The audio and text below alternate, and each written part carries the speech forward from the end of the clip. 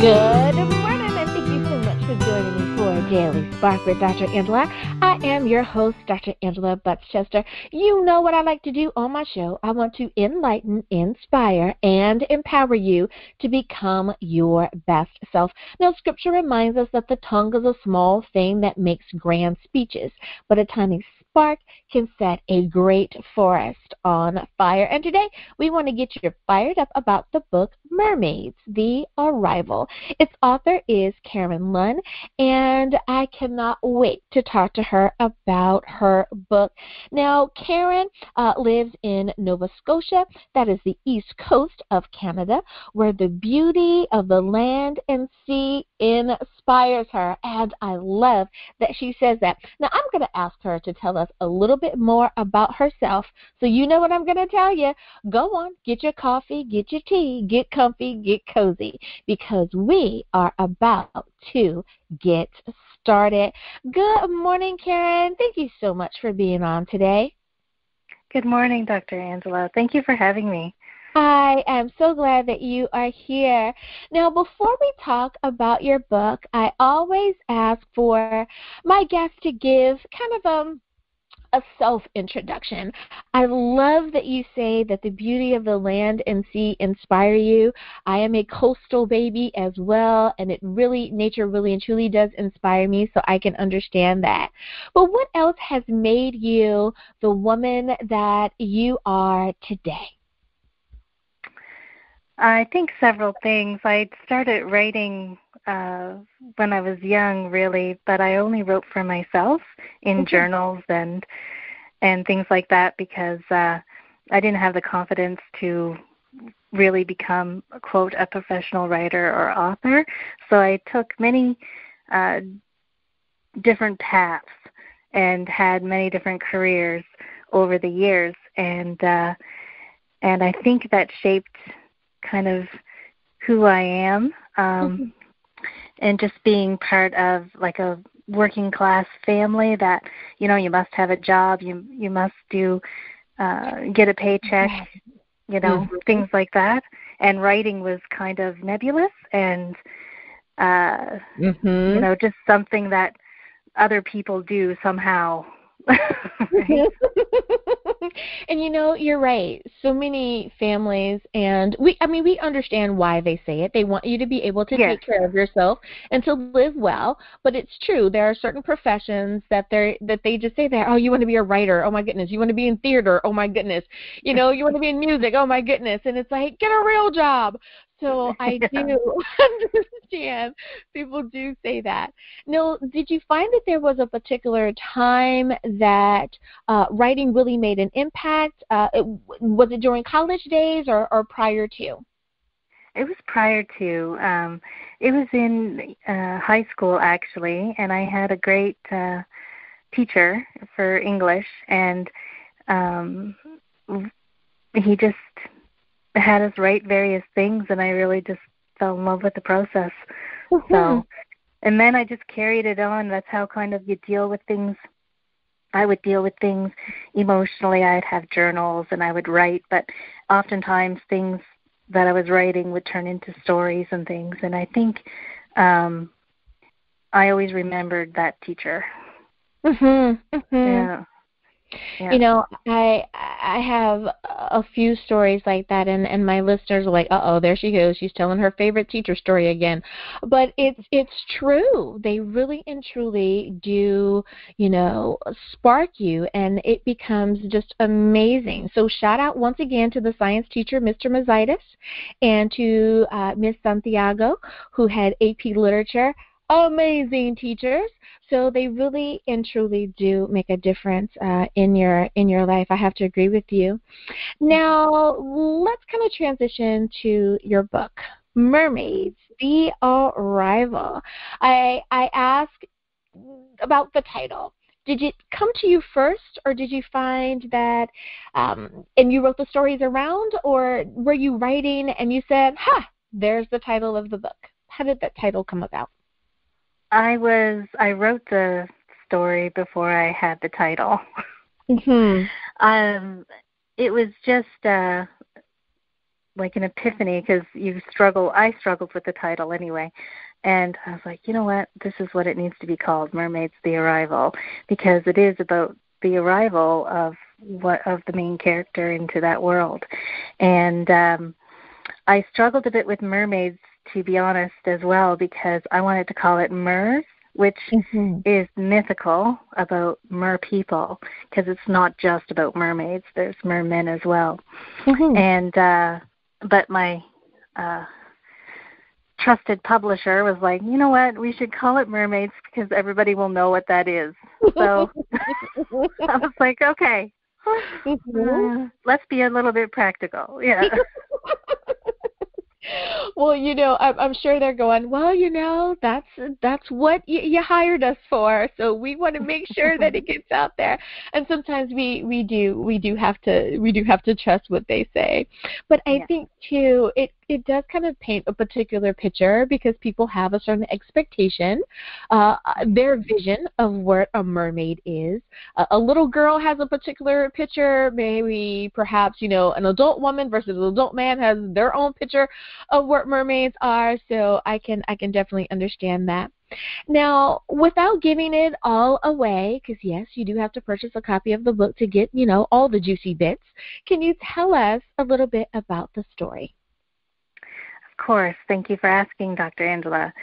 So my book, The Mermaids, The Arrival, is about an immortal society of merpeople that is faced with a division of two opposing forces on one topic, which is essentially the pollution of the oceans, rivers, and lakes by humans.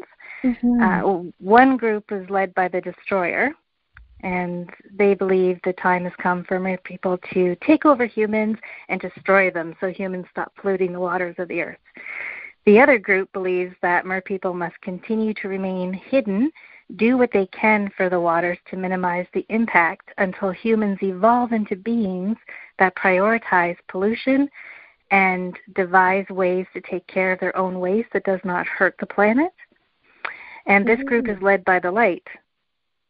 And the book follows her journey to confront the destroyer. The light is the main character. Callie is her name, and she is a young woman that does not know she is a mermaid until she goes into the ocean while on vacation and transforms. So it's a story about magic, mermaids, and mermen set in modern times. I love that. The juxtaposition of the two. That I like how you did that. Now, did you happen to have a favorite character in the story, or was there a favorite part when it came to writing the pieces? This is a hard one for me because it seems my favorites change as the story goes on. And when I write, even the secondary characters come more alive. So there isn't just, the main character. There's 5 other characters that are with her on this journey. And my editor had to scale back a few of these secondary characters because I really got into them. But I really like my main character, Callie, as she develops, and it is challenging not to make her perfect where she does everything right, but she is humble and has a clear sense of right and wrong, and I really like that about her. A lot of that sense of right and wrong came about because she had incredible parents, and that is touched on a bit in the book. So she had a good background. Yeah. And another character is Celeste, and she is Callie's aunt, and she is kind of the most powerful mermaid that there is in this world I created. And she is mysterious and is someone that tests boundaries and tests limits, and I really like that about her as well. So there are a few characters that I really love in this book, and I hope as people read the book, they do enjoy the various characters. And I like how you have pulled out certain attributes in someone's personality and put that into your book. I find that when people are able to almost kind of identify a bit of themselves in a book, or they feel as though they can connect with a character, then it makes the book just that much more enjoyable for them. I like that you've done that. Speaking of such, and kind of going along with the idea of a particular theme, were you trying to make sure that a particular theme was addressed, or that a particular message would be picked up by the reader as you were writing? There are some themes, because when I was writing it, I was thinking about them, but and some are stronger than others. But I think water pollution and war comes through easily. There's more subtle themes like family and friendship and right and wrong that are running through the book as well. But I don't think that they're preachy or hit you over the head with it. It just is, the themes are just a basis for the story. And it just, hopefully, people take some of those away and start thinking about them a little bit, or just enjoy the book for what it is and not think about them at all. I don't know, but there are some themes that are in the book. Yeah. I love that. Now, when you were thinking about what message do I want to share, what bits of nugget of wisdom do I want to put in the book, were you very aware of that? Like, did you pause and say, this needs to go here, and put it in? Or did you find that just as you were writing that you just kind of sprinkled that wisdom along the way? I really did have those themes of pollution and war in my mind. So I did start thinking about them, and what I did was, when I was writing the book, I was reading and watching a lot about water pollution throughout the world and the garbage islands in the oceans, as well as some recycling efforts that are happening. All the positive things as well that are starting to happen around the world for pollution.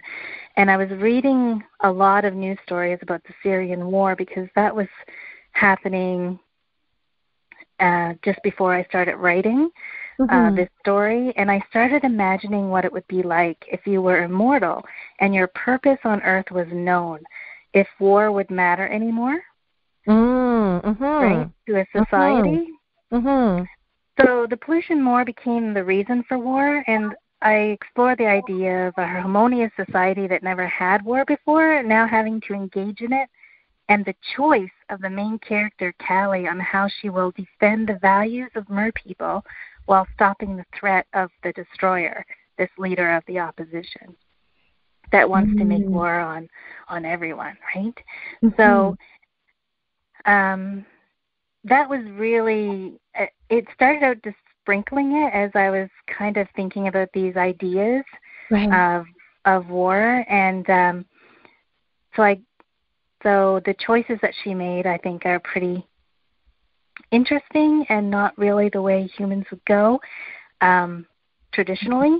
So again, I think it's not beating yourself over the head with it, but it's there. Right. But I love how you are kind of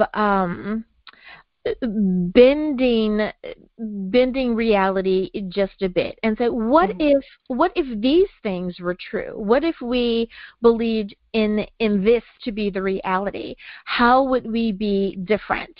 Would we be better or worse?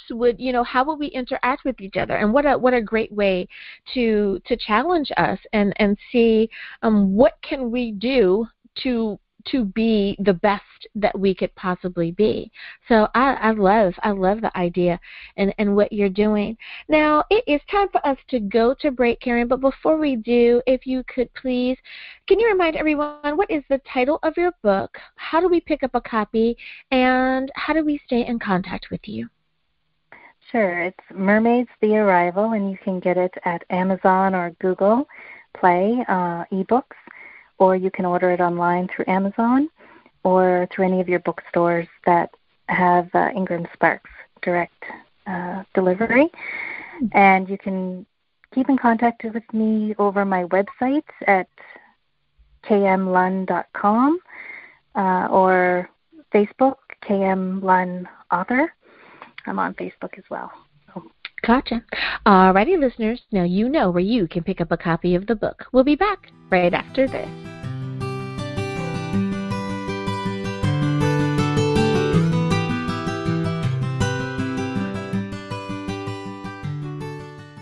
Hi everyone, Dr. Angela here. Did you know that Daily Spark is now on Facebook? That's right, you can visit with me at facebook.com/Daily Spark with Dr. Angela. I want to know more about what you're thinking. I'd love to know, which interview did you find the most entertaining or the most informative? I want to talk to you, and I want you to be able to talk to me. Simply visit facebook.com/Daily Spark with Dr. Angela. We're home during COVID-19, but we're not alone. New Life Pastoral Counseling can help. For affordable Christian counseling, visit newlifepastoralcounseling.com or call 562-209-2083 today. Discovery, not just a sec. What would it look like if we listened more? Could the right voice, the right set of words, bring us all just a little closer?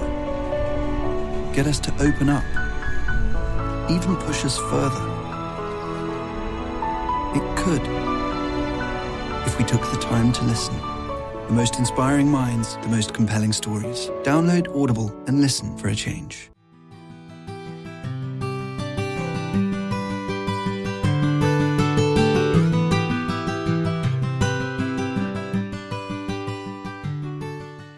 And we are back. Thank you so much for joining me for Daily Spark with Dr. Angela. I am your host, Dr. Angela Butts-Chester. My guest today is Karen Lunn, and we're talking about her book, Mermaids, The Arrival.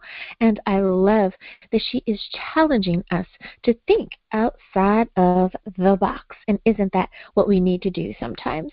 My next question for you, Karen, is since you wrote about mermaids, is there anything different to your mermaid story than most people think of when it comes to mermaids?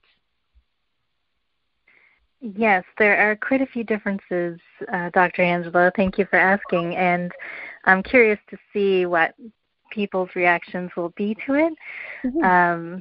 There are both mermaids and mermen in the society. The biggest difference physically is that they have legs instead of one big tail, so they are more humanoid. They have scales all over, and their upper bodies are a nude color, and the bottom half of their bodies are varying shades of reds and blacks, browns, blues, and greens. They live a long time. They're immortal in a sense, but they can die depending on physical harm. And they can go in fresh and salt water, and they have great magical abilities. So there are some differences to the traditional tailed mermaids, and there's usually only females in a lot of things. So mine are a bit different. And you're right. I think that most people think of either a very mythical creature of, the woman who's, half woman, half fish, and is, calling out to the sailor, or they think of a very childlike, mermaid who's, kind of the sweet little, innocent little mermaid. So you kind of put a twist there. I like that. I like that. Now, what kind of society did you come up with for the mermaids, and why that particular society? Why did you choose if you made a deviation from the norm, why there for that particular reason? Good question. Thank you. The why I chose to do it a little differently is because if they're were mythical creatures that were intelligent enough, like some of these other mermaid stories are, then I think they would be a little bit more advanced, and I really liked that idea. I also liked having them closer to humans, so we can see maybe a bit of ourselves in them. So for society, they are sophisticated with modern comforts of clothing, beds, vehicles. They aren't stuck at the bottom of the ocean in the dark with a spear and shells for clothing. Mm-hmm. So they have magic, and they rely heavily on that to make their underwater world as habitable as ours. And they have a barter system, so it's not based on money. And everyone has always been equal in their society. There's no class system. There's no kings or queens. There are 4 clans that have a government democratic system ruled by an elected leader and council. Mm-hmm. So it's a bit of a utopian society, to be honest. And they believe in a god they call the Creator, and have known their purpose from the beginning of creation, which is to maintain the waters of earth and everything in them. And everything they do is about that, because they know that, they are sure about that. And I thought that would be interesting to have a society that was very sure on their path. They are in tune with the earth, and they believe that the earth has somewhat of a consciousness. They call it the earth spirit. So they have they're very close to nature, which I enjoyed writing about. That's for sure. I love how you have, depending on who you are and what your culture is and how your faith has been explained to you, or how our interconnectedness as earth beings have been explained to you, I think will help you have a particular understanding of your book, or a depth to your book. I love that you're saying all of that, because for so many people, especially if you are multicultural, you're tapping into maybe one side of your family believes a certain way or does a certain thing, but then the other side may be someone who explains creation a different way, and you're able to kind of blend that for someone who may be interfaith, or like I said before, that culturally faith is explained a different way, and I love that. People have teased me because it's like, we're all the same. We may look different on the outside, but on the inside we're all the same. We all want the same thing, and love and hope and family and peace and camaraderie. So absolutely, I love it. I love it. Now, is there a sequel? I always ask that question. Sometimes you write a really good book and you're like, whew, I got that out, I'm done. But then you may have a little bit of a spark that says, I have so much more to tell. Do you have so much more to tell, or do you feel like, nope, I'm done? I do. There is going to be a sequel. The adventure isn't over with Callie in this book.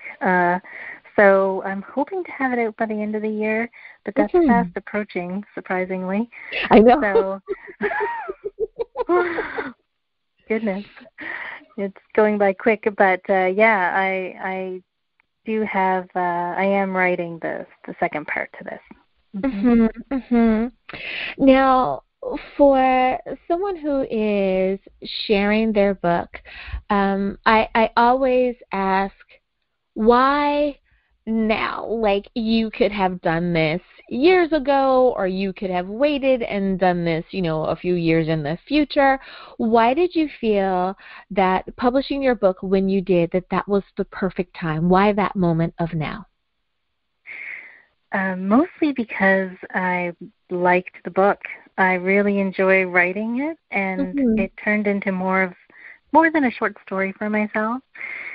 Usually I only write for myself as a hobby or an outlet, and this just seemed like something others would enjoy, and I just felt like it was the time to do it. Like I say, with events happening in the world, it just, sparked that, and I just felt, it's not all negative as much as we might get all these things. So I wanted to have something that is positive and hopeful, and I know we talked about some pretty serious themes that run through the book, but it is a positive thing, and it does shed humanity into a positive light. Yeah. Which I think is really important, because there's always hope. There's always, things we can do better, and that's the whole point of being human, I think, is just being able to say, oh my, that wasn't so, well, let me do better. Right? Yeah. It's so funny that you say that, because I was having a conversation the other day, and we were talking about COVID-19 and how it is having, an effect on people, good, bad, or indifferent, not just in the States, but literally around the world. And I said, well, my heart just breaks for the people who have lost a loved one, and in so many families, they've lost multiple people. I know people that are literally affected by it. And I said, I just pray that everyone is comforted in a time where it's hard to find comfort, because we're not able to have our same sense of togetherness the same way that we've had in the past. I said, but interesting enough, our world in its own way is trying to heal. The rivers are clearing up. Our ozone layer is healing a bit. There's not as much smog in the air. So, out of something that is so negative, there is a bit of happiness, or a bit of clearing that is coming out of it. And let's try to learn from that. That if we change our habits in the way that we do things, perhaps we can learn a vital lesson and take that with us, and we don't forget the lesson that has come out of that. So I love that you're sharing that you're reminding people to do that.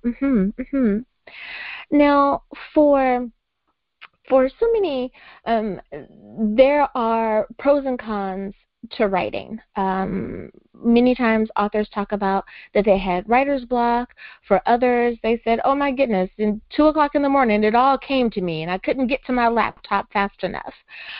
For you, did you have any pros or cons when it came to your writing process or the writing of your story? It was it was a lot of pros. I got up every day and wrote.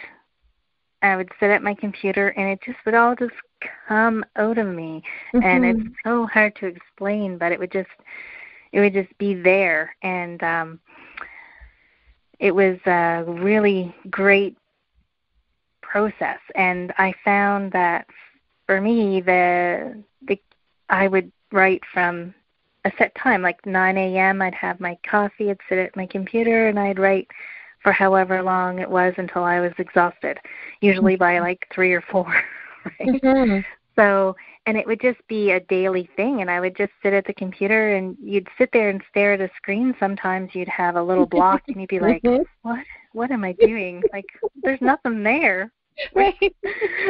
Right? And then it just, bang, it comes to you. You just start reading a few pages behind, and you're like, oh, yeah, this is where we're going. And off you go again. But, yeah, there is some, with the second book, I find that I have writer's block a little bit, and I tend to just go for walks. Yeah. Right? Clear it out, and so that... Yeah. That change of scenery sometimes, that fresh air, just the fact that you're someplace different and you're not, in front of that laptop with it staring back at you, just kind of releases and changes the energy around you, and you are able to kind of have a breakthrough or an epiphany about a character or the way that you want it to go. Absolutely. Yeah. And when that break happens, it's like, wow, and you don't even need to write it down, because that's what I've discovered, is that Oh my goodness, when you do have a breakthrough like that and you get an idea, the bad ones never go away. It's always there. You don't need to worry about taking out a pen and jotting something down because it's there. That's true. If it's yours, you do keep it. You know, it's like, yeah, I can do it. Now, it's so funny because I had a friend that composes movie scores, and she used to keep a little recorder next to her bed because she would literally wake up sometimes in the middle of the night, and she would hum the melody or the harmony, however, you know, she would get that music out, and then she'd click, you could hear it go off, she'd put it down, and she would go right back to sleep. She's like, it's out, it's done, you know, back to sleep. And I was like, what? And she's like, it's the same way, you know, when it's yours and you're writing, and it's like you type it, and it's like, it's done. And I said, yeah, okay, I understand. And I thought that was just the best in the middle of the night to hear someone, you know, la da da da da da da da da da. You know, it's like, okay, the creative process is amazing, and I just love how people do it. To each his own, but I'm glad. I love it. Well, Karen, we are out of time for today, but I tell you, I have enjoyed talking to you, and thank you for coming on and sharing about your book. I think that you are giving someone a familiar subject, but just enough twist to make us think outside the box, and I think that the readers are definitely going to enjoy that. If you could please, for the last time, remind everyone, what is the title of your book, where can we pick up a copy, and how do we stay in contact with you? Great. Thank you, Dr. Angela, for having me, and to all the listeners out there as well. You can get my book, Mermaids, The Arrival, at Amazon or Google Play, on Kindle, and anywhere, any bookstore that sells Ingram Sparks books, which is mostly everyone. So, I love it. Oh, sorry. Go ahead. And you can contact me at kmlunn.com, and I have a blog that is on that website, so you can certainly follow along in some adventures. Oh, that sounds exciting. That's awesome. I like that. Alrighty, listeners, now you know where you can pick up a copy of the book. Well, as always, may you continue to see God's face. May you receive His grace and His mercy in all that you do. Until next time, everyone, remember that you are blessed in the Lord. Have a great day, everyone. Bye-bye.